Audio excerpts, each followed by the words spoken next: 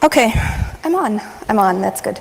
Okay, I hope you're all here because you like history and you like numbers, because we're going to do a lot of math later on.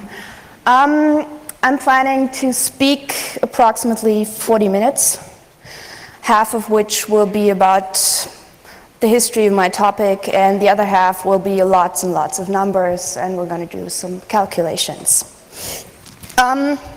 First of all, let me just tell you a little bit about myself. I studied Japanese studies in Berlin and in Tokyo. I minored in Russian and in American studies. I decided to go into history for my doctorate, and that's what I'm doing right now in Vienna.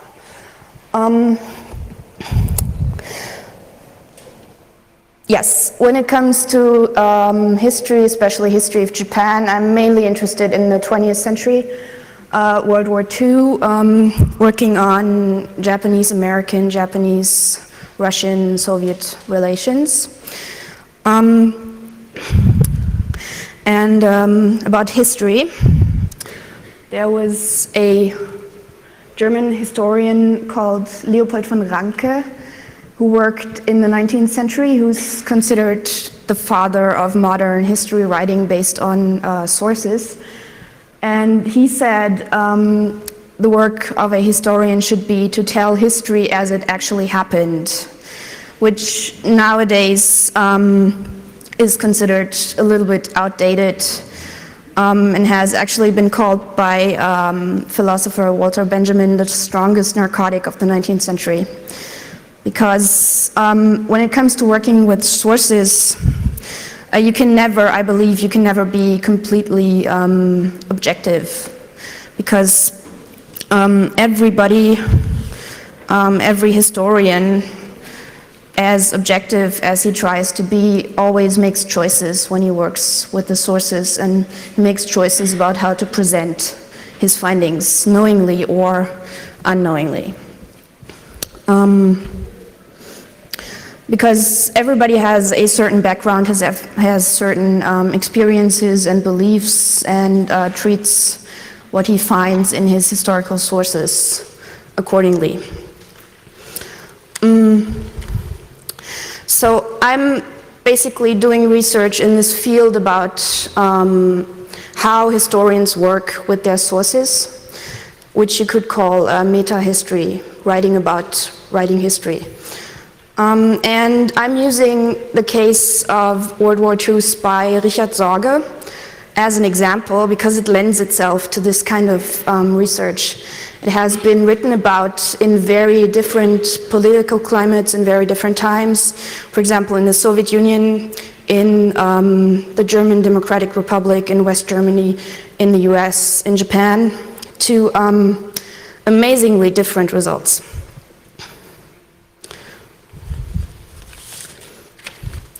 So, first of all, let me tell you a little bit about Richard Sorge.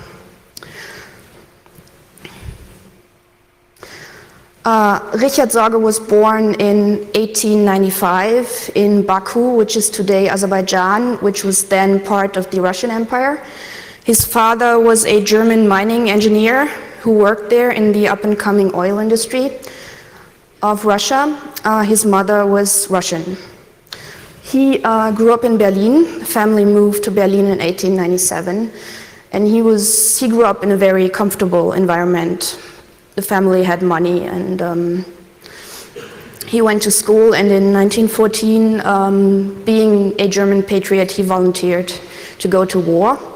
He was wounded twice, and during that time, those 4 years of World War I, he came into contact with communist ideas and eventually became a communist. And by the time he got his doctorate in political science from the University of Hamburg, he had joined the Communist Party and was soon noticed by his superiors as a very gifted speaker and agitator.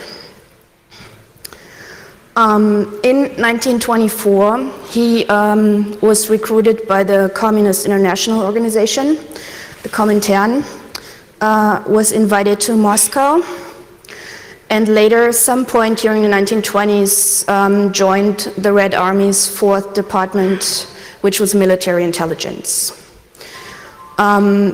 The Red Army's 4th Department in the 1920s started to build an international network of spies and sent Sorge on his first major assignment to Shanghai in 1930. In 1933, he was sent to Tokyo to build his spy ring, which he became famous for later on.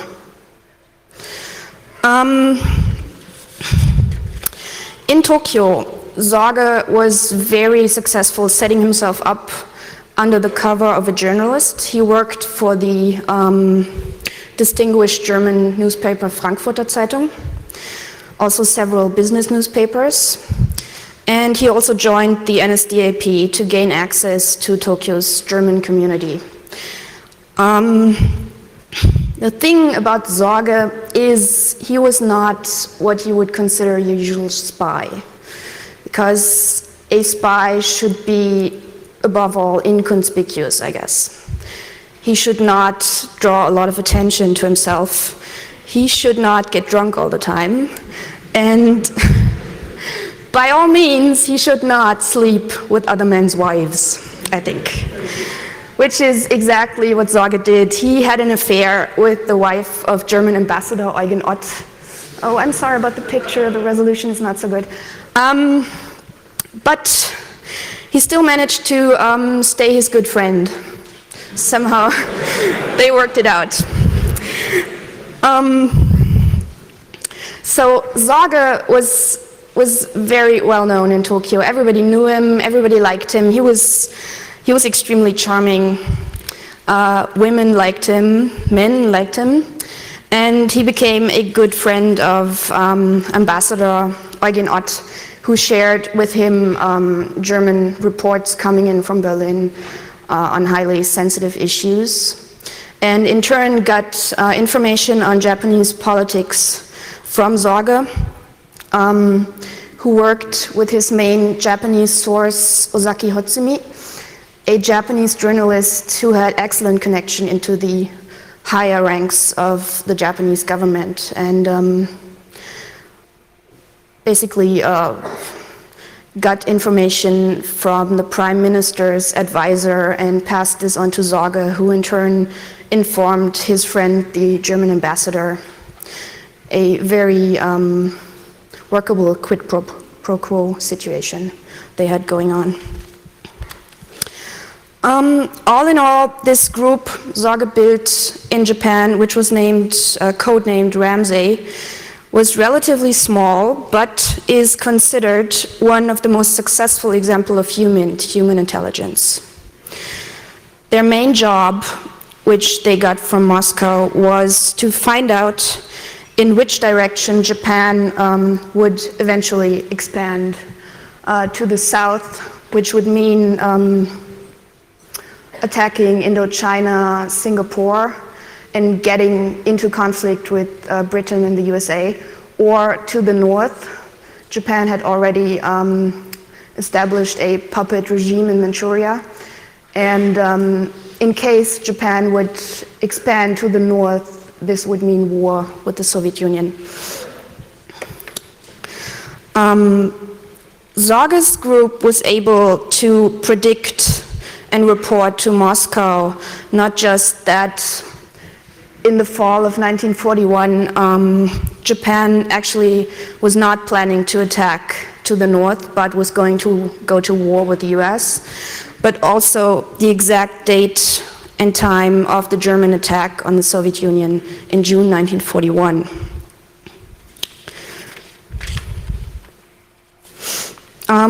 I've called them World War II hackers exactly because of what they did. By giving this kind of information to Moscow, Sorge and his group tried to hack the outcome of World War II, I think you can say. Some historians consider them to have been incredibly successful in that. Some say that their influence was basically irrelevant because, unfortunately, Stalin did not believe Sorge's report.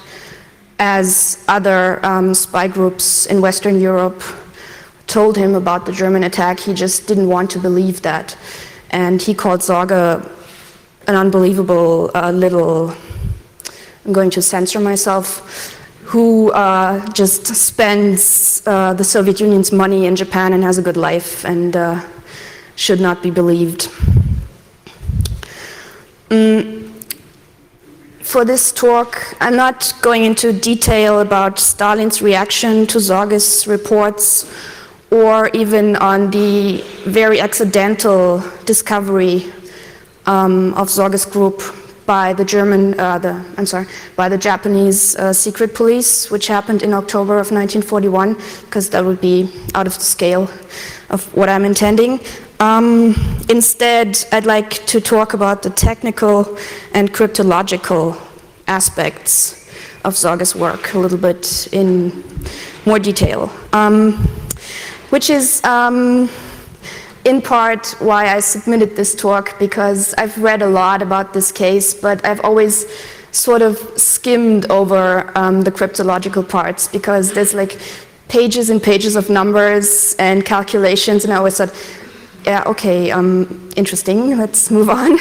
So to present this to you, I actually got into detail and learned how to encrypt and decode the messages Sorge sent to the Soviet Union.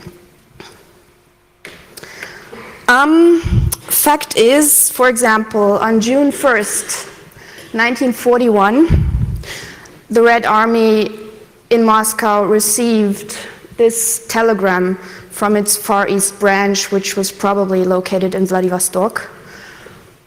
Should I read this? Yes?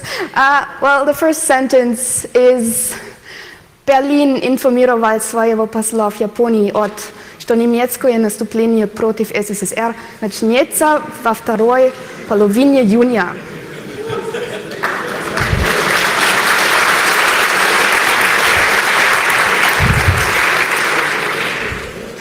It says, in English, Berlin has informed its ambassador in Japan, Ott, that the German attack against the Soviet Union will start in the second half of June. So this was sent from the Red Army in Vladivostok, from military intelligence in Vladivostok to Moscow. But how did this information get to Vladivostok? To show you how this happened, how this got to the Red Army's military intelligence in the Far East of Siberia, I'd like to introduce you to a very sympathetic hacker named Max Clausen. Again, sorry about the picture. I couldn't find a really good picture of him in his younger days. This is, I think, his passport picture. Max Clausen was German, born on the island of Nordstrand in North Frisia. He grew up in very poor conditions. His family was poor. He wanted to be a mechanic, but couldn't afford the apprenticeship, which cost money, so he had to become a farmhand. He joined the army in 1917, and through a stroke of luck, he was taught to be a radio technician for the Kaiser's army. Just like Sorge, he developed communist leanings during the war through his experiences in World War I, turned communist, and used his knowledge that he got in the army to become a radio communication engineer, and he learned encryption for his work in the Communist Party of Germany and later the Soviet Union. So in the 1920s, he also was invited to work in Moscow and made a name for himself through what he could do as a radio technician, and was sent to Tokyo in 1935. As you can see, he survived the war. This is a picture from his later years. I can maybe, if we have time, go into detail about what happened to all these people at the end of the war, after the war, but that's not really what I want to talk about. In 1935, Clausen arrived in Tokyo, and his job was to build a radio transmitter and receiver. He was not allowed to carry any technical equipment with him, nothing, not one vacuum tube, not one coil that he might need. His only instructions were to use a wavelength between 37 and 39 meters for transmitting, between 45 and 48 meters for receiving.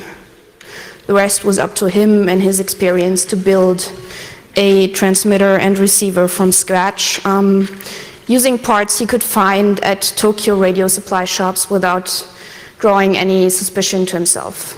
For example, he could not buy a Morse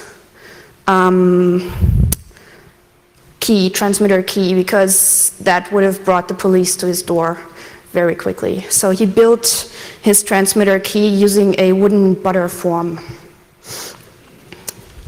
The transmitter he built consisted of a bakelite panel attached to a wooden box, maybe about the size of a laptop.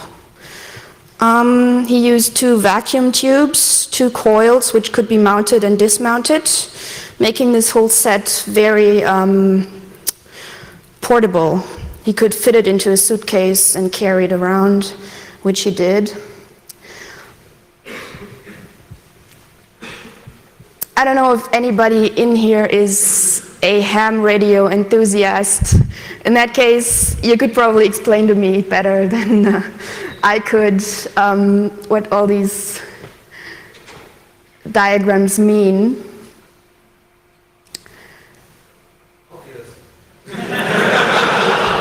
I'm sure it is, if you're not a historian.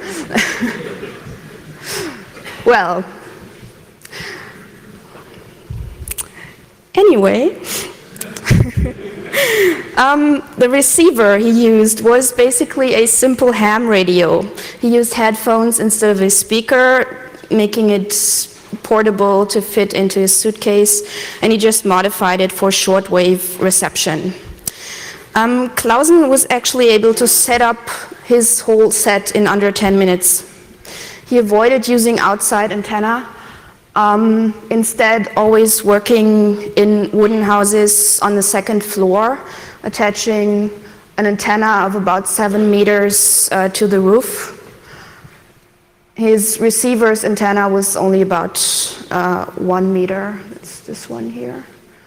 And he had some rules. He always used densely populated areas of Tokyo, which made it harder for the police to find out where exactly the signal was coming from. He always used wooden houses, which at that time were a lot in Tokyo. Always used 2-story houses. So with this, I understand, very simple set, he was able to reach the Soviet Far East 2,000 kilometers away. According to him, after the war, he explained how he built this whole thing and how he worked it. He said that atmospheric conditions were always best around sunrise and sunset, and I guess he didn't like to get up early, so he often worked around sunset, often for 4 hours on end, sometimes changing locations in between twice, driving to another friend's house, setting up again in under 10 minutes, and going at it again. The Japanese secret police was actually on his case for a couple of years. They noticed that somebody was sending something and receiving something somewhere, but they had no idea where exactly. They couldn't pinpoint him. And they had no idea what the gibberish he was sending and receiving meant, because the things they could intercept looked basically like this. This was sent back and forth between Tokyo and, as the Japanese police believed, maybe somewhere in Korea, because who could get any farther than Korea? It's impossible. So these columns of numbers, the police wrote them down. intelligence tried to figure out what they meant, but they had no idea. What this message actually says is this. First, DAL, which stands for Dalny Vostok, Far East in Russian. Then the message, which was sent in September of 1941. The Soviet Far East can be considered safe from a Japanese attack. Ramsey, which was the code name of Sorge's group. And now, yes, we have good time. I'd like to look a little bit and walk you through how this becomes that in the end. It's very easy, and it was uncrackable.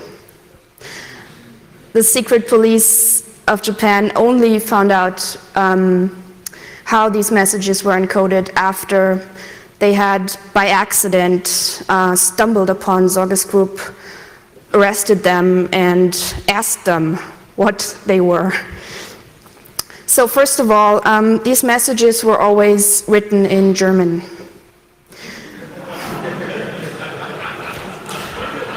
Why is that funny?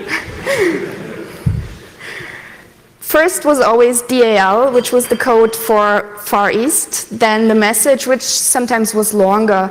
Sometimes, like I said, Clausen sent for like 4 hours, and he sent about 23,000, 29,000 words per year. Sometimes these messages were much longer, but we don't have that much time today. So that was what Clausen started with. First of all, he gave every letter in the English alphabet one number. The most common letters got single-digit numbers. The others got numbers between 80 and 99. And then he went to give every word its numbers. So DAL is 83,593, DIA is 8334, and so on and so forth. And he put all these numbers into blocks of 5. And I think we can agree that that is not very safe. I'm sure everybody here could crack that code with a little bit of time, because those very common letters have always the same numbers, and you can basically derive where the E's are and where the A's are. So what we need is a second code. We need a book cipher. And to use a book cipher, we need a book, which the person who encodes the messages and the person who decodes the messages knows about, and nobody else knows about. That's important. And it has to be a very common, inconspicuous book. This is the statistical yearbook for the German Reich. In 1941, Clausen used the year of 1935. And it was very inconspicuous to have this, because Clausen was a businessman in Tokyo. Sorge was a journalist writing for business newspapers. He needed these statistics. This book basically consists of pages and pages of tables and charts full of numbers. So what we do now is we pick a page, any page, which has a nice table with lots of numbers. Let's say page 193. It's something about travel in the most important German harbors, whatever. Then we pick a line, 1, 2, 3, 4, 5, 6, 7, line 7 from the top. And we pick column, we don't care about the year, we just pick column 1, 2, 3, 4, 5. Line 7, it's 113. And to confuse us even more, we start with the last number, 3. Then we just go round, next line, and so on. And we write the first 5 numbers under the 5 numbers of the alphabet code.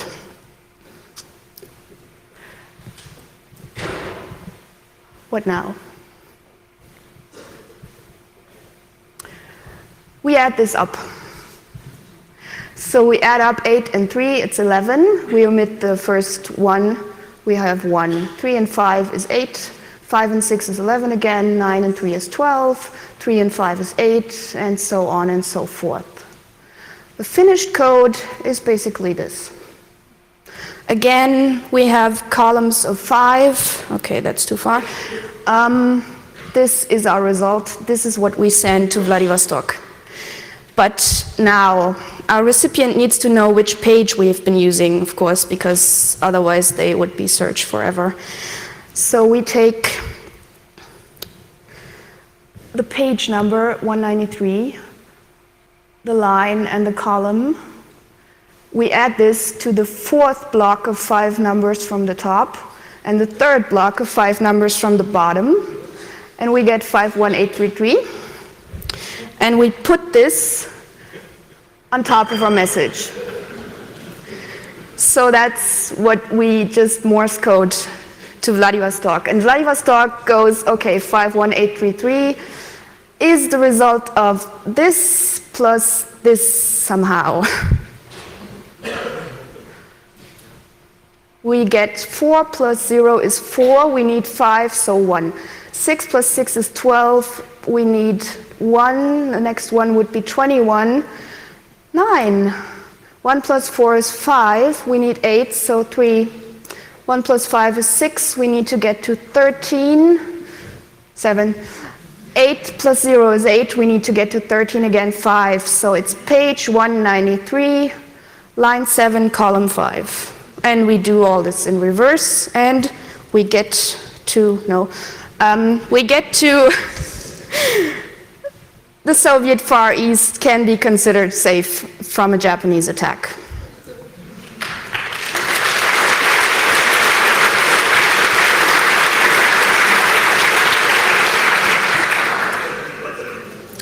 And of course, we do this without a computer. We use paper and pen.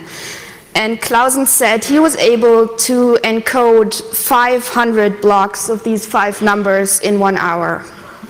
He was that good. And then what we also need is to make an appointment for the next contact, which was always put at the end of every message. Relatively simple. Every day of the week was encoded. I don't know if anybody can guess what this is, how you get to these letters. If you read them from the top, it's actually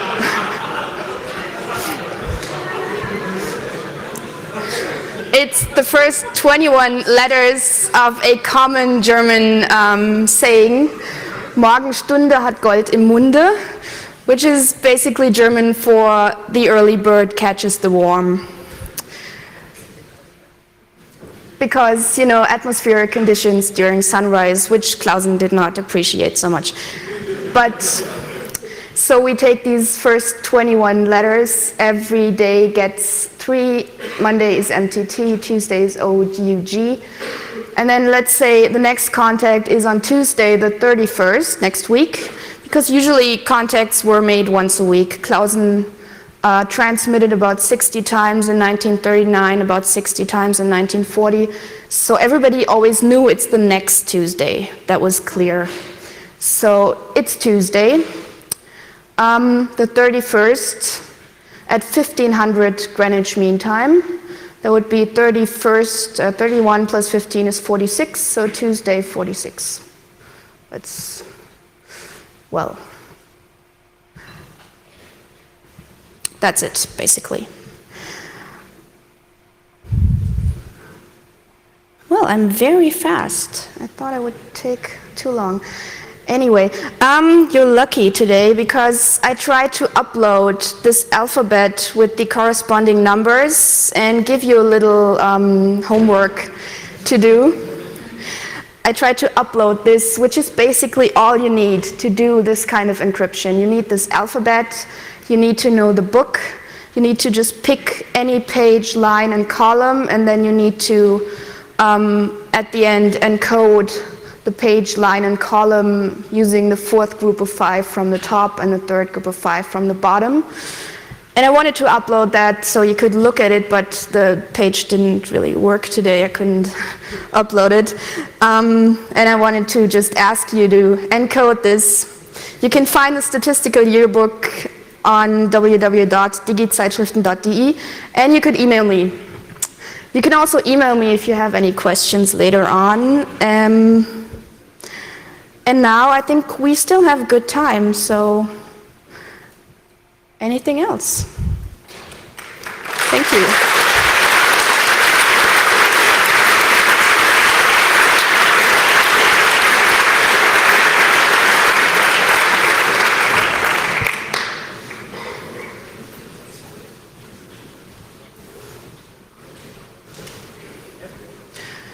Okay, so sorry, I have no microphone, so no moderation. If you have questions, just please line up at the 2 microphones here in the room. There's one over there and one here where I'm standing. We also have questions from the internet, from our lovely signal angel in the back. So because there's no one standing here at the microphone, we'll just start with one question from IRC. Okay, the question from IRC is, how did they know when the transmit starts? Did they just send the whole message once at the specific time, or was there some scheme to say when the transmission starts? Well, basically, yes, they just had, at the end of each message, they had this simple code when they would transmit again, like next Tuesday at 1500. And the person on the other hand, on the other end, would just stand by and listen. And if conditions were good and they came through, then they just did it at 1500. I think that was, yeah. And to make sure that it was actually the right person transmitting, you had this code, DAL, was Sorge, was the Far East. So Vladivostok knew that it was Sorge and not somebody else by starting the message always with DAL. I hope that answers the question. I have a question that's probably more for the audience, and I was wondering how long it would take with Google scanning all those books. If you picked one random book you have as a favorite with a friend, how long it would actually take if you would use a very similar principle, but not maybe the same row and the same column to actually crack that and to get to know which book is needed to decipher that.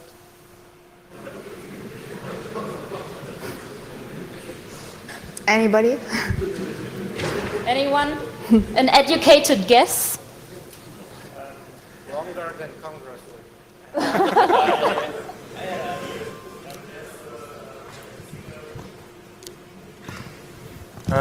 I have an idea. There is a statistical phenomenon that numbers occur in different amounts in every paper and in every stack of.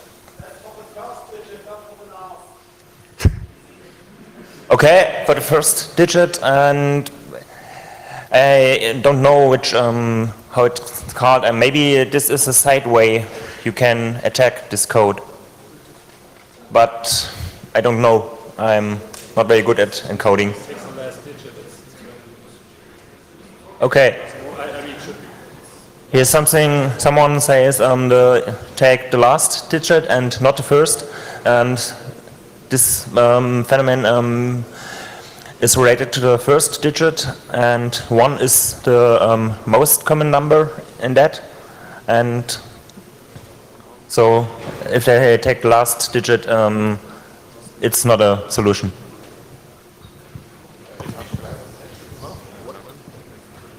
And I just wanted to thank the speaker for that very interesting talk about analog crypto. You're welcome.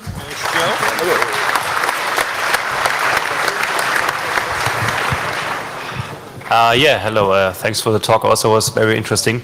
I was wondering who came up with that kind of code. Was it Sorge himself, or Klaus, or what his name was, or the German? No, not German. The Russian military, or whoever. Yes, basically the Russian military intelligence instructed Sorge not on which book to pick, but they came up with this kind of encryption, of course. And first, Sorge did the encryption himself up to 1937 because actually it was a rule that the person transmitting should not do the encoding for safety reasons. So first of all, Sorge did the encryption and gave the sheets of numbers to Clausen, who then sent them. But in 1938, Sorge had a pretty serious motorcycle accident while driving drunk, and he then taught Clausen how to encode the messages, and Clausen was actually better at it. He was faster. Okay, So. thanks. Hello, I just wanted to state that between a safe and an unsafe encryption there's just one bit. There's another speech later in the days. I know. In this case, if the first letters DAL were always the same, this something like this was taken to crack Enigma messages. Yes. And of course, adding something, not multiplying, is a quite weak encryption. So if you have the chance to multiply something with such a table or to adding must not be the best. Yes. And I don't think that this would be done today. No. So Well, I just like to say the question always when you do this kind of hand encryption is convenience and safety. I mean, if you have a very, very, very safe encryption, it just gets too complicated and too hard to encrypt this by hand. So you have to find like a middle way between convenience, what you can do without, working around the clock on it, and safety, I guess.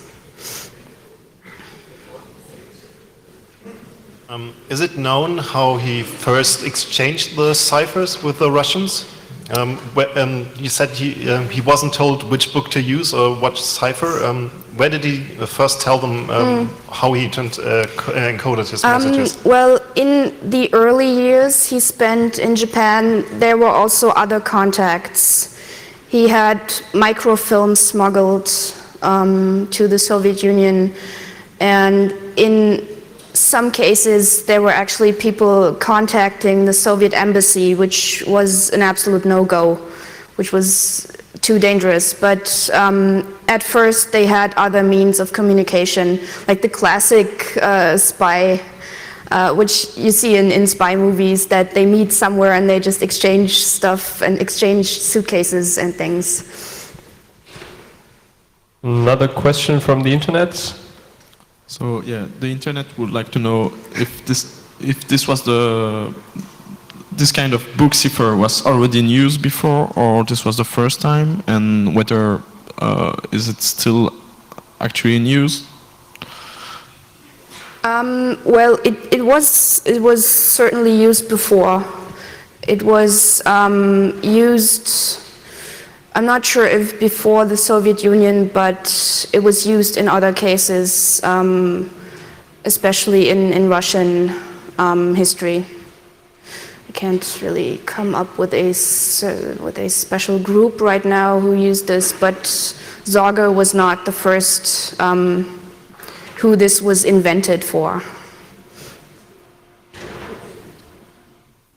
And the second part of the question was... Oh yeah, actually,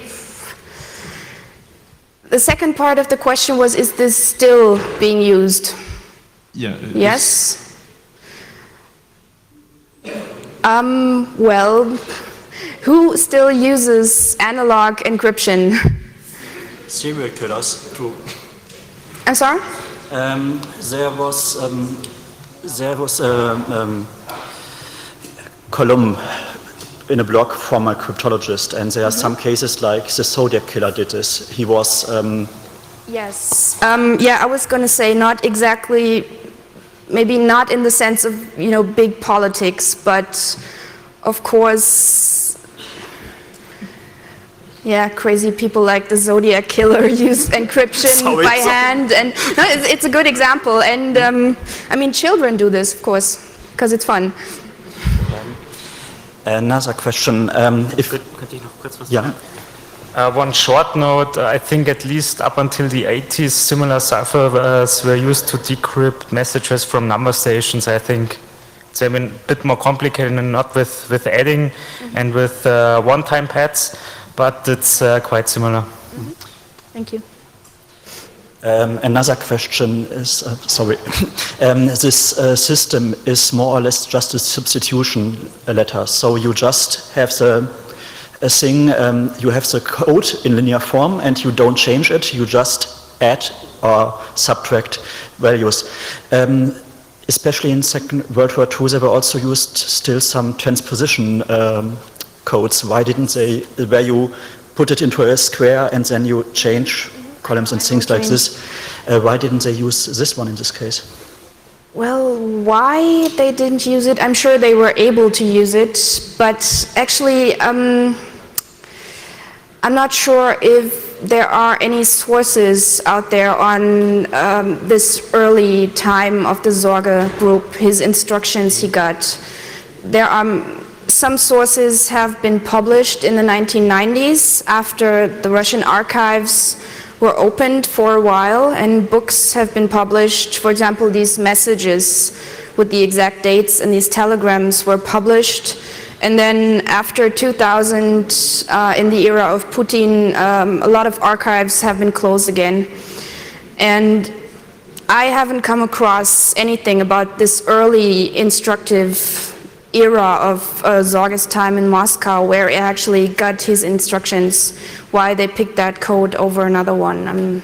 I'm hearing we might have an answer from our very intelligent crowd. So. Okay. Okay, the encryption that was used has two parts. One is this static substitution, which is quite insecure, but the book code is quite secure unless the book is known, which is used for it. So you have no way to find out which way to which book he uses. Yeah. So you also have no way to crack this code. So it's a quite secure method to encrypt, and it's even more secure than the method you suggested.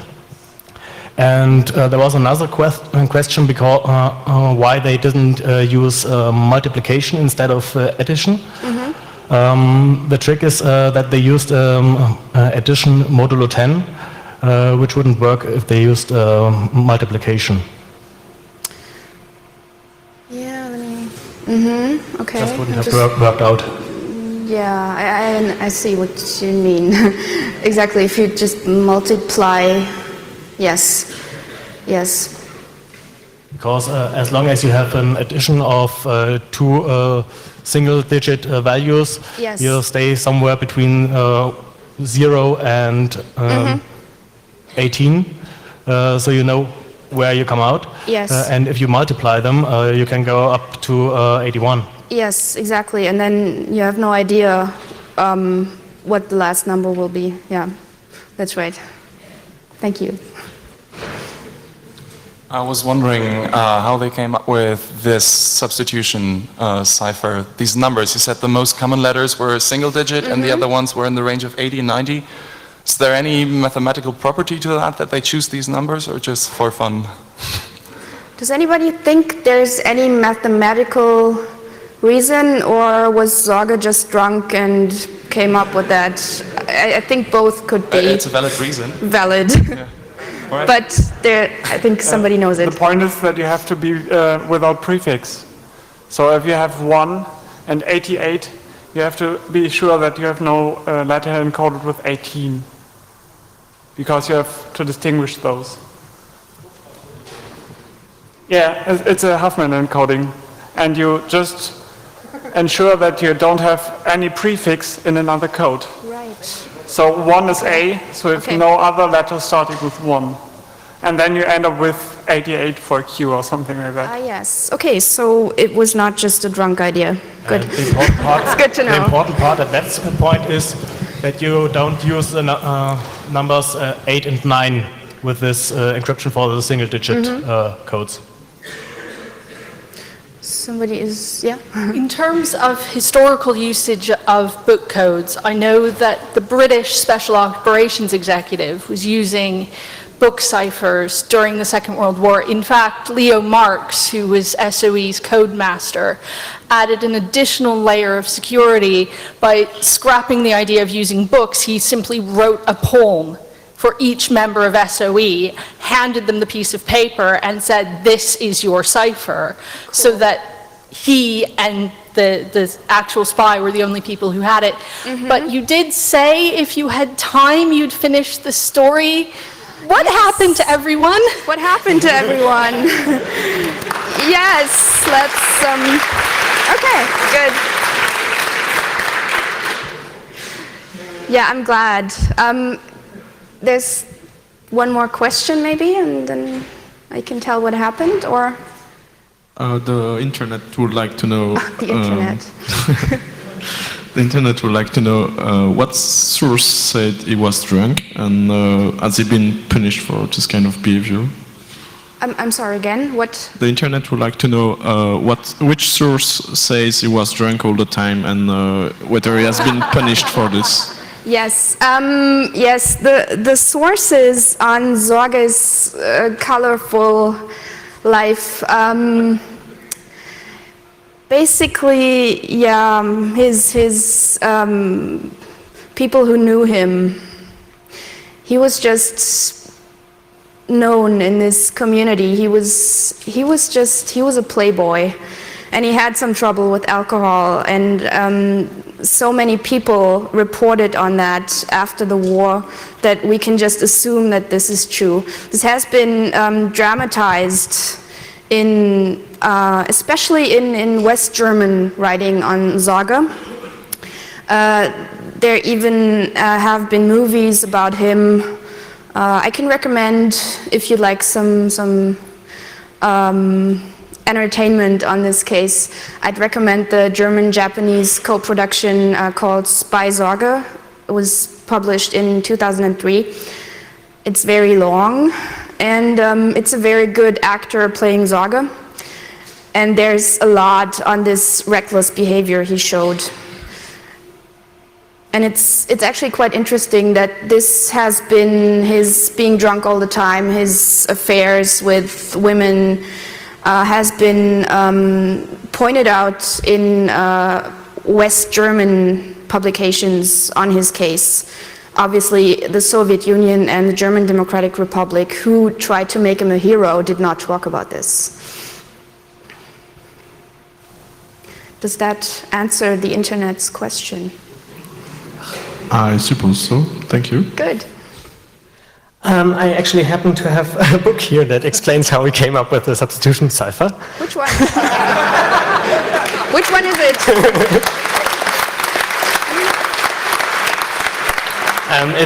It's just a bit difficult to explain Which book? just in words here, but it's based on a arbitrary password, which was Subway, and also a memorable phrase for the 8 most frequent letters in the language, okay, which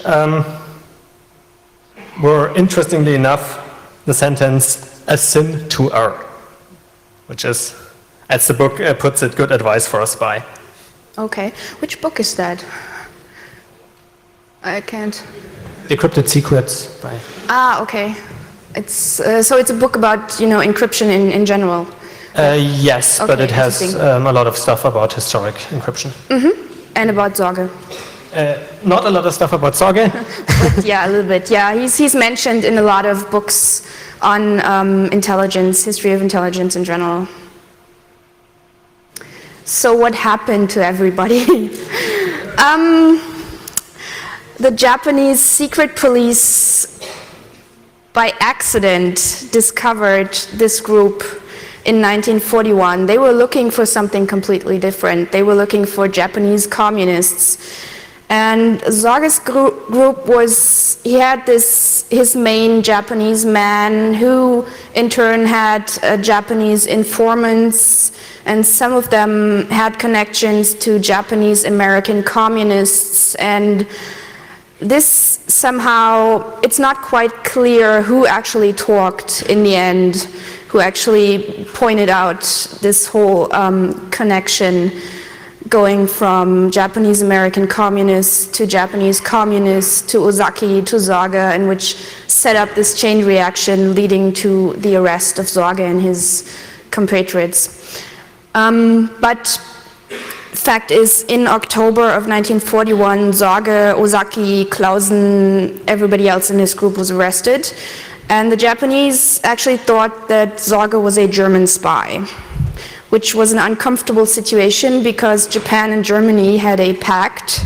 They were allies, and that was very sensitive to have someone to believe he's been spying for Germany in Japan. And even the German ambassador couldn't believe that Sorge had betrayed him. And at some point, everybody just talked.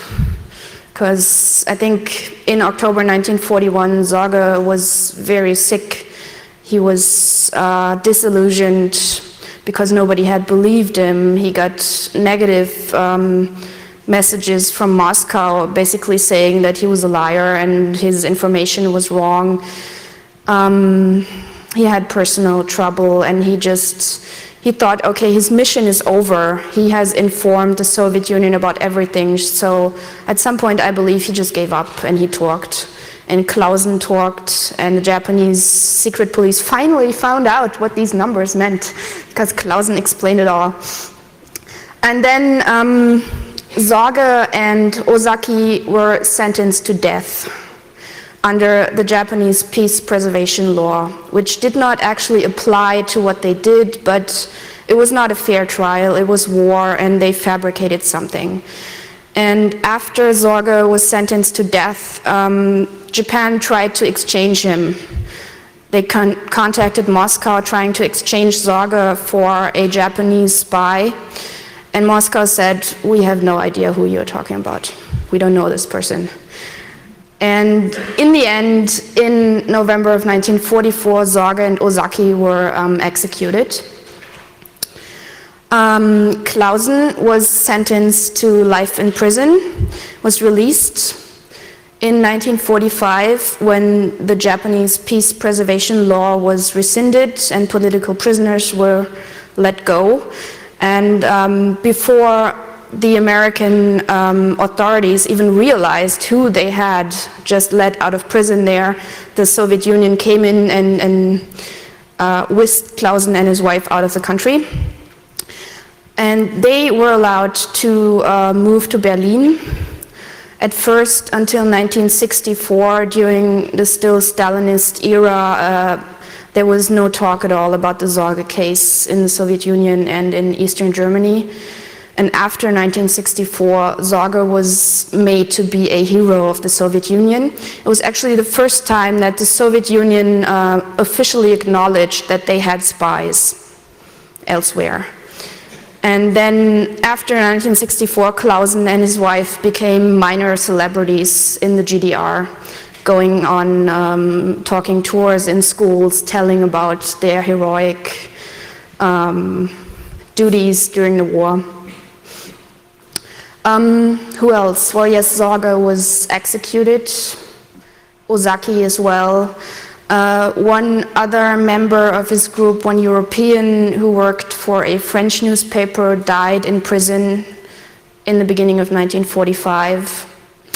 Sorge's Russian wife was deported to Siberia to shut her up and died also of the harsh conditions before the war was over.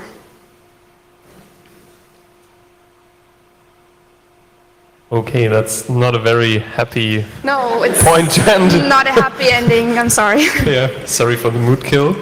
But yeah, we finished perfectly on time now. Perfect. Yeah, very nice. Thank you again very, very much. That was really interesting.